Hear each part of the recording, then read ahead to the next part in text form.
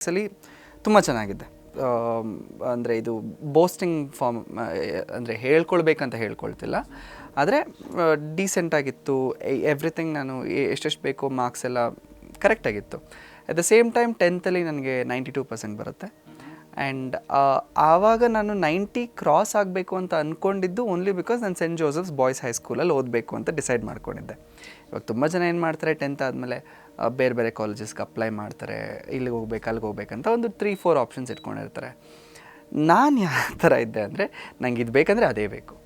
So ನಾನು ICSE ಮಾಡಿ ಆಮೇಲೆ 92% ತಗೊಂಡಿದ್ದೆ. ನಾನು in fact I use to calculate, ನನಗೆ ಇಷ್ಟು ಪ್ರತಿ ಸಬ್ಜೆಕ್ಟಲ್ಲಿ ಇಷ್ಟು ಬಂದರೆ ನಂಗೆ 90 ಕ್ರಾಸ್ ಆಗುತ್ತೆ, ನಂಗೆ ಅಷ್ಟೇ ಬೇಕು. ಮುಂಚೆನೇ ಲೆಕ್ಕಾಚಾರ ಹಾಕ್ಕೊಂಡಿದ್ದೆ. ನಾನು ಯಾವ ಥರ ಪ್ರಿಪೇರ್ ಆಗಿರ್ತಿದ್ದೆ ಅಂದರೆ ನನಗೆ ಗೊತ್ತಿರೋದು ನಾನು ಆನ್ಸರ್ ಶೀಟಲ್ಲಿ ಏನು ಬರ್ದಿರ್ತಿದ್ದೆ ಅಂತ.